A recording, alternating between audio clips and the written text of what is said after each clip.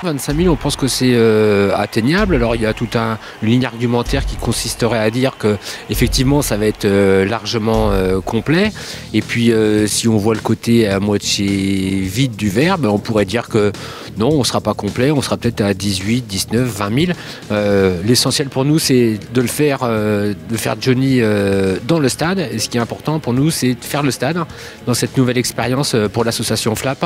Un nouveau challenge en tout cas pour l'association, les adhérents et l'ensemble des bénévoles qui gravitent dans les projets de l'association.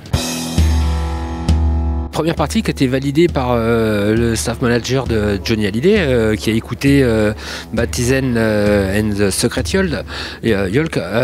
Donc voilà, on a eu un retour très rapide de la part de la production Johnny Hallyday qui en moins de 48 heures a validé cette première partie. En plus c'est à Sedan. Baptiste est aussi quelqu'un qu'on connaît et qu'on suit depuis de nombreuses années. Y compris quand il était dans les groupes dans lesquels il a joué, je pense notamment à Krakoukas. Nous on est très contents en tout cas qu'ils aient validé et on est très contents pour Baptizen and the Secret Yolk. Oui, on va mettre en place les moyens techniques et logistiques pour la protéger au maximum.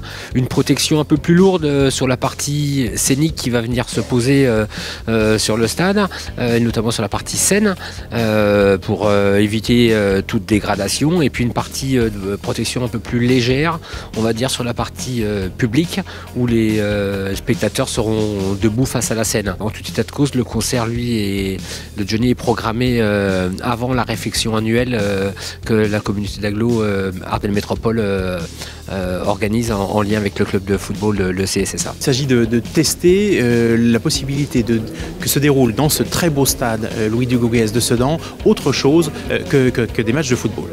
Le stade Dugauguez, c'est le temple du foot ardennais, ça tout le monde le sait, mais on voudrait, avec ce magnifique concert qui s'annonce de Johnny Hallyday, tester la possibilité d'avoir de grands événements artistiques, culturels qui puissent se dérouler dans cette enceinte. Aujourd'hui, Ardennes Métropole a récupéré la gestion de ce stade et je crois que ce serait une belle utilisation de ce lieu que de pouvoir l'utiliser à la fois pour des grands moments de football, des grands moments de sport comme il en connaît, mais aussi à d'autres moments des manifestations à caractère culturel.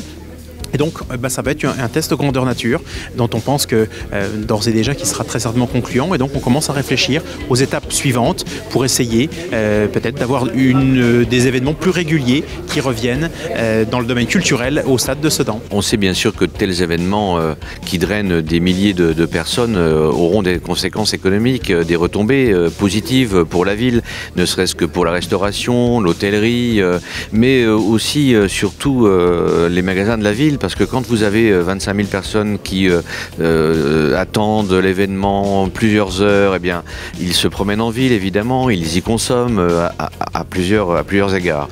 Donc bien évidemment, on sait que de tels concerts génèrent de fortes retombées. D'ailleurs, on le voit bien déjà avec le Cabaret Vert, et il n'y a pas de raison que ce soit différent à Sedan.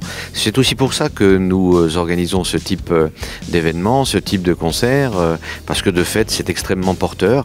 Et c'est créateur d'emplois, il ne faut pas l'oublier, parce que pendant toute la durée du concert et plusieurs jours auparavant, la mise en place va nécessiter l'intervention d'un certain nombre d'entreprises, de partenaires qui évidemment feront travailler leurs gens.